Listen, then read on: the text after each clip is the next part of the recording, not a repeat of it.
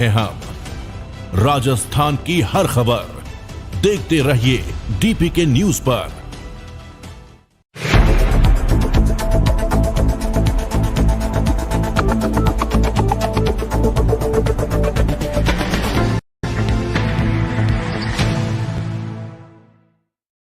देश के उत्तरी इलाकों में पड़ रही भीषण गर्मी से जूझ रहे लोगों के लिए आज से शुरू हुआ नौतपा का पहला दिन राहत लेकर आया।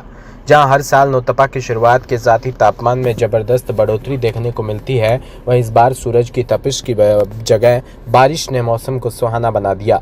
राजस्थान, दिल्ली, उत्तर प्रदेश सहित अन्य राज्यों में चिलचिलाती धूप से परेशान लोग इस अप्रत्याशित रात से खुश हैं, जबकि ज्योतिष के जानकार इसके कई मायने निकाल रहे हैं।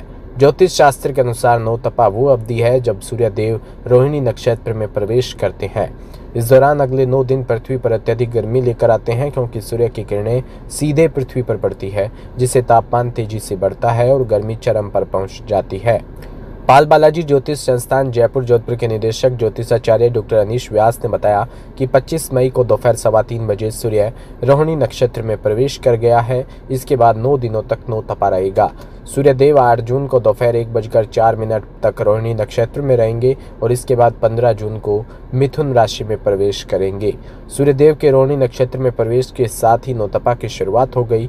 डॉक्टर व्यास ने बताया कि रोहिणी नक्षत्र के स्वामी चंद्रदेव है, जो शीतलता के कारक माने जाते हैं, लेकिन इस समय वो सूर्य के प्रभाव में आ सकते हैं। जब सूर्य 15 दिनों के लिए रोहिणी नक्षत्र में आता है तो उन दिनों के पहले 9 दिन सबसे अधिक गर्म होते हैं। राजधानी जयपुर से खबर, जहां नवदुर्गा शक्तिपीठ फाउंडेशन के तत्वाधान में 18वां मां भगवती पाटोत्सव भगवती धाम में मनाया गया।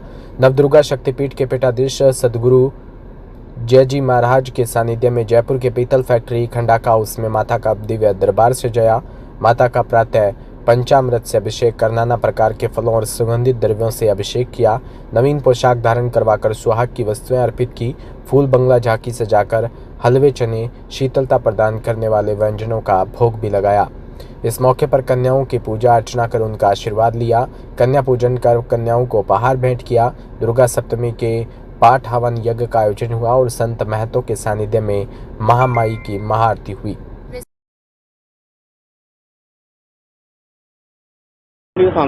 ये हर वर्ष की भांति 18वां विशाल पाटोत्सव रखा गया है, जिसमें माँ भगवती का जागरण, कल रात को जागरण था। उसके बाद में माता रानी की सप्तशती के पाठ करवाए गए और माता रानी को सुगंधित द्रव्यों से स्नान करा के और माता रानी का गुणगान गाया गया। इसमें संत महंतों का आशीर्वाद प्राप्त हुआ हमको, और ऐसे आयोजन हम आगे भी करते रहेंगे। तो ये जो आयोजन है, इसमें जयपुर की कई संस्थाएं, जैसे धर्मार्थ संस्थाएं भी शामिल हुई है, और जिसमें पंकज जी कहाँ से अपने संयुक्त भारतीय धर्म संसद से पंकज जी, और आपके ये सरस निकुंज से अलवेली माधु शरण जी महाराज, प्रवीण भैया, और गोविंद देव जी से मानस गोस्वामी जी, सर्व ब्राह्मण महासभा से सुरेश मिश्रा जी, और घाट के बालाजी से सुदर्शन जी महाराज और जति महाराज, इन्होंने सबने शिरकत की। और ये ऐसे आयोजन हम आगे भी करते रहेंगे जब तक माता रानी सामर्थ्य दे रही है, तब तक। महाराज गौशाला का भी हमारी नवदुर्गा शक्तिपीठ गौशाला, मतलब इसके अंतर्गत घनश्याम गौशाला सेवा समिति भी है, जो अपने चाकसू तहसील में चंदलाई में स्थित है। तो उसमें भी गौ सेवा भी की जाती है, और माता रानी का बस यही है, माँ भगवती का आशीर्वाद मिलता रहे और ऐसे आयोजन होते रहे। गौ माता का आशीर्वाद मिलता रहे, ऐसे आयोजन होते रहे, और ऐसे भाइयों का आशीर्वाद मिलता रहे, आगे आयोजन होते रहे। जयपुर में नृत्यम सोशल ऑर्गेनाइजेशन जयपुर की ओर से रेंज कॉरपोरेशन ने अनोखी पहल करते हुए रविवार को जरूरतमंद महिलाओं और बच्चों को मुफ्त सैनिटरी पैड वितरित किए। इस पहल का उद्देश्य महिलाओं के स्वास्थ्य को सुरक्षित रखना और हेल्थ हाइजीन के प्रति जागरूकता फैलाना है। इस अभियान में विभिन्न सामाजिक संस्थान और भामाशाहों के सहयोग से सैनिटरी पैड का वितरण किया गया। नृत्यम सोशल ऑर्गेनाइजेशन जयपुर के निदेशक काजल सेन ने बताया कि नृत्यम जयपुर और रेंज कॉरपोरेशन से मिलकर एक सामाजिक पहल शुरू की है, जिसके तहत जरूरतमंद महिलाओं और बच्चियों को हर महीने मुफ्त सी विंग्स एनियन सैनिटरी पैड वितरित किए जाएंगे। इस कड़ी में पहला वितरण समारोह रविवार को जगतपुरा स्थित आश्रय वेलफेयर सोसाइटी में आयोजित किया। ये पहल न केवल महिलाओं के स्वास्थ्य को बेहतर बनाने में मदद करेगी, बल्कि समाज में स्वच्छता और जागरूकता को बढ़ावा देने में भी महत्वपूर्ण योगदान देगी। इस दौरान मुख्य सहयोगी फाउंडर नेशनल ब्यूटी एसोसिएशन नवरत्न सैनी, उप महामंत्री अश्विनी लाखन सहित सहयोगियों में रेंज कॉरपोरेशन के भीम सिंह कासनिया, अनिल मूंड, अरविंद सैनी, सत्यनारायण माली, सुनीता सैनी, डॉक्टर अर्चना भार्गव और मुकेश सैनी सहित अन्य लोग उपस्थित रहे।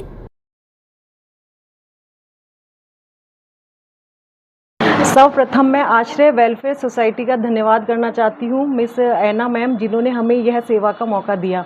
आज हमने यहाँ 40 से 50 महिलाओं को पैड्स वितरित किए हैं। ये पैड्स महिलाओं की स्वास्थ्य को लेकर के बनाए गए हैं और ये बिल्कुल हाइजेनिक है और मुझे ऐसा लगता है कि महिलाओं को भी अपने स्वास्थ्य के प्रति जागरूक होना चाहिए, क्योंकि उनमें बहुत सारी जिस तरह के वो यूज़ करती हैं उनसे बहुत सारे साइड इफ़ेक्ट्स, बहुत सारी बीमारियों का खतरा होता है। तो उनके स्वास्थ्य को लेते हुए हमने आज यह सर्वप्रथम हमने यह अभियान आज यहाँ चलाया है मैम के यहाँ, और इसी तरह से आगे भी भविष्य में हम इसी तरह के अभियान से जुड़े रहेंगे। हर महीने हर जिले वाइज हर सेंटर्स पे जा करके हम इस तरह के अनियन चिप्स से बने पैड्स का वितरण करेंगे। धन्यवाद। आपका नाम? मेरा नाम काजल सैनी, नित्यम सोशल ऑर्गेनाइजेशन की तरफ से। मैं आश्रय संस्थान से हूँ और मैं नित्यम ग्रुप और रेज फाउंडेशन का कॉरपोरेशन का धन्यवादित हूँ डेंजल सर के साथ कि उन्होंने ये मौका हमें दिया और यहाँ पर उन्होंने चुना है कि सैनिटरी पैड्स वितरित किए जाएं। जैसा कि हमको पता चला कि अनियन चिप से बने हुए हैं और ये इनमें शुगर और बीपी और ये सब को कंट्रोल करने का और महिलाओं को एक स्वस्थ तरीके से अपने हाइजीन रखने के लिए प्रोवाइड किए जा रहे हैं। तो we are really thankful to them और मेरे ख्याल से महिलाओं को ये जब ये यूज़ करेंगे तो उनको एक अलग अनुभव होगा, अपने ऊपर उनको महसूस होगा कि they are special to themselves also. So I am really thankful to them and we are very very pleased that they have come to us. We welcome them from our heart. Thank you. नाम बता दीजिए। मेरा नाम ऐना वॉग है और मैं आश्रय welfare society की प्रेसिडेंट हूँ। मैं अर्चना भार्गव, नित्यम। मैं काजल जी को बहुत थैंक यू कहती हूँ कि मेरे को यहाँ इनवाइट किया। महिलाओं को आज घर से निकालना बहुत मुश्किल काम है, क्योंकि महिला जो अपनी तकलीफ़ होती है ना वो अपने अंदर ही लेके बैठती है, बाहर निकाल नहीं सकती। उनको एक क्या कहते हैं कॉन्फिडेंस दिलाना, उनको बाहर निकालना घर से, ये बहुत मुश्किल काम है और हमने इन सब चीज़ों का बहुत फेस किया है। और आज मैं बहुत खुश हूँ कि इतनी सारी महिलाएं हमारे साथ हैं और ये जो हमारा प्रोजेक्ट है इसमें हमको सफलता प्रदान कर रही है। देखिए, समाज के लिए हमारी एक छोटा सा प्रयास है, छोटी सी पहल है, जो हम समाज को ये संदेश देना चाहते हैं महिलाओं के द्वारा कि हम महिलाओं को स्वच्छ कैसे रहा जाए वो तरीका बता रहे हैं, और एक स्वस्थ कैसे रहा जाए, स्वस्थ समाज का निर्माण कैसे किया जाए।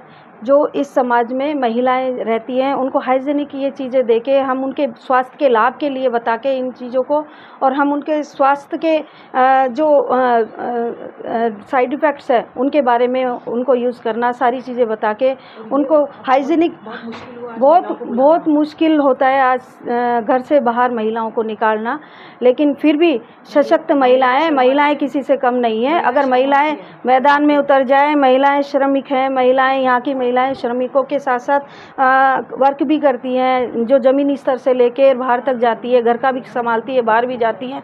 तो हम ऐसी महिलाओं को चूज़ करके और इन सोसाइटी का धन्यवाद देते हैं, मैम का धन्यवाद देते हैं कि इन्होंने ये महिलाओं की मुहिम चला रखी है, और हम हमारी वेलफेयर सोसाइटी का भी धन्यवाद देते हैं कि हमने ये छोटी सी पहल और ये छोटा सा सपना देखा सशक्त भारत और सशक्त नारी और सशक्त समाज को आगे पहुंचाने का, और हमारा ये हमेशा प्रयास रहेगा कि हम हर महीने ऐसे ही सोसाइटी को चूज़ करके और हम ये वितरण करें। सुनीता सैनी। मैं अश्विनी, नेशनल ब्यूटी एसोसिएशन में उप महामंत्री। थैंक्स टू काजल मैम और रेज कॉरपोरेशन भीम जी का धन्यवाद करना चाहूँगी। इस संस्था ने उन्होंने बहुत अच्छी पहल करी है, ये सैनिटरी पैड जो बेनिफिशियल है महिलाओं के लिए, उसके लिए हमारे द्वारा ये डिस्ट्रीब्यूट करे जा रहे हैं। नमस्ते, मेरा नाम एनिका है, मैं आश्रय वेलफेयर सोसाइटी से हूँ और आज भी सैनिटरी नैपकिन जैसी एक बेसिक सी जो ज़रूरत है उसका नाम बोलने में औरतें कतराती हैं, एक शर्म का महसूस वो करती हैं। और मैं ये समझती हूँ कि हम लोगों को जितना हम इन चीज़ों के बारे में बोलें कि ये चीज़ें हमारा अधिकार है, पैड्स यूज़ करना हमारा अधिकार है। कई लोग जो है शर्म में बताते नहीं हैं, कुछ लोग मिट्टी यूज़ करते हैं, कपड़ा यूज़ करते हैं और बीमारियों से ग्रसित हो जाते हैं। मगर हमारा बहुत ही ज़्यादा ये ज़रूरी है कि हम सब लोग इन चीज़ों के बारे में जागरूकता बताएं। और मैं धन्यवाद करना चाहूँगी रेस संस्था का और काजल जी का कि उन्होंने वो आए। और हमारे लिए भी बहुत मुश्किल है इकट्ठा करना, क्योंकि कई लोग नाम बोल के ही मना कर देते हैं कि हम नहीं आ सकते, हम नहीं बोल सकते। अपने पतियों को ही कई बार लोगों को बोलने में शर्म आती है। मगर मैं धन्यवाद देना चाहती हूँ कि ऐसी संस्थाएं हैं जो आती हैं और संभालती हैं, आगे बढ़ाती हैं और बताती हैं कि शर्म की चीज़ नहीं है, मगर गर्व की बात है कि हम सब लोग इन चीज़ों से जाते हैं। तिमरी तहसील के गांव बालरवा स्थित महादेव आदर्श विद्या मंदिर में विद्यालय की छात्रा उर्मिला ने राजस्थान माध्यमिक शिक्षा बोर्ड 2025 की उच्च माध्यमिक परीक्षा में 99.60% अंक प्राप्त कर राज्य में प्रथम स्थान प्राप्त किया है। विद्यालय के द्वारा रखी गई वाहन रैली महादेव स्कूल बालरवा से रवाना होकर इंद्रोका, बिंजवाड़िया, कोटड़ा, राजासनी, मथानिया, तिमरी होते हुए विद्यालय पहुंची, जिसमें जगह जगह पर उर्मिला तिगाइया का साफा व माला पहनाकर स्वागत किया। बालिका उर्मिला और बालक करण सोनी से पूर्व मुख्यमंत्री अशोक गहलोत, पूर्व सांसद बद्रीराम जाखड़, पूर्व राज्य मंत्री राजेंद्र सोलंकी, जोधपुर महापौर कुंती देवड़ा और पूर्व शिक्षा निदेशक प्रेमचंद सांखला आदि ने बधाई भी दी।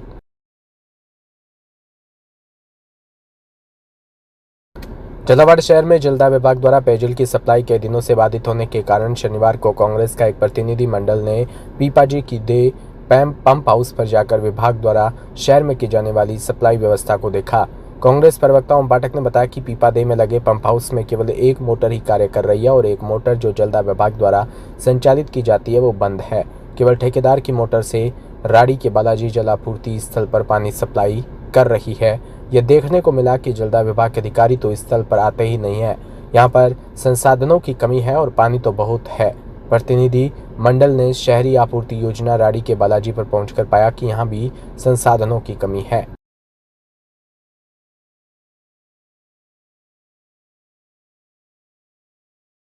भीलवाड़ा से खबर कृषि विज्ञान केंद्र गांधीनगर भीलवाड़ा पर जिले का प्रथम प्राकृतिक कृषि उत्पाद मेले का शुभारंभ महाराणा प्रताप कृषि एवं प्रौद्योगिकी विश्वविद्यालय उदयपुर के माननीय कुलपति डॉक्टर अजीत कुमार कर्नाटक के करकमलों द्वारा किया गया।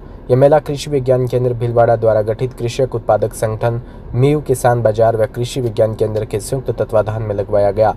डॉक्टर कर्नाटक ने शुभारंभ करते हुए बताया कि यह मेला जैव मुक्त खेती को बढ़ावा देकर किसानों की आमदनी बढ़ाने व मानव व मृदा के स्वास्थ्य के लाभदायक साबित होगा।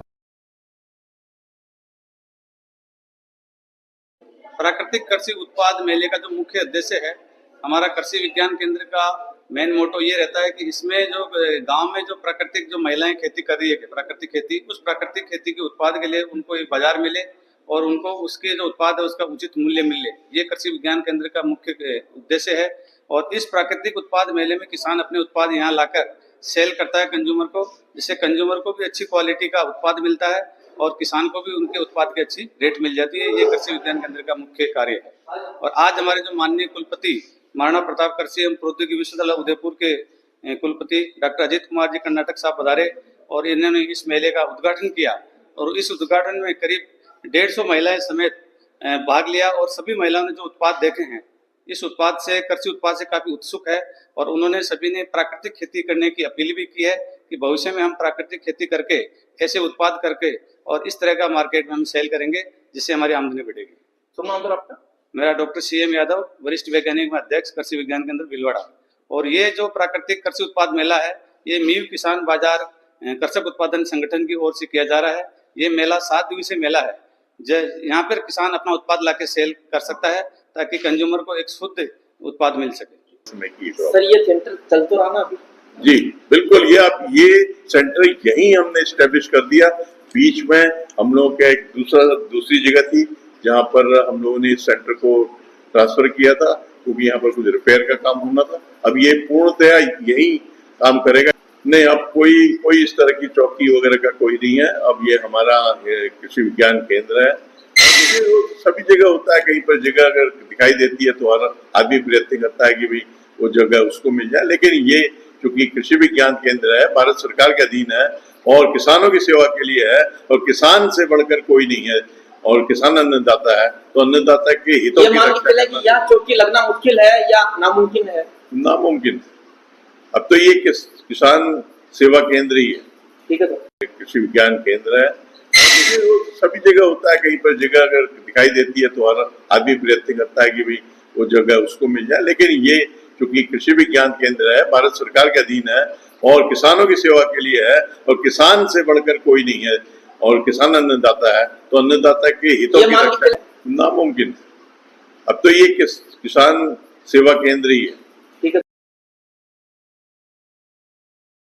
बस्सी से कबरजा विधानसभा क्षेत्र बस्सी के गांव सांख गोनेर रोड पर बाबा श्याम का याराना ग्रुप का वार्षिक भजन संध्या कार्यक्रम का आयोजन हुआ, जिसमें हजारों श्रद्धालु पहुंचे। आयोजक समिति सदस्य उद्योगपति गिरिराज प्रजापति ने बताया कि कार्यक्रम की शुरुआत बाबा श्याम के समक्ष अखंड ज्योत जलाकर की।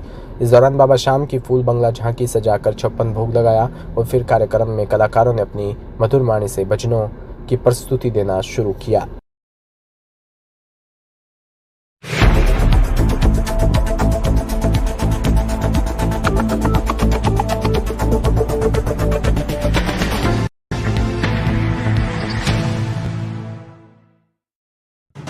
राजस्थान समृद्ध विरासत है इसकी शान, रंग बिरंगी पहचान। अलवर से लेकर जैसलमेर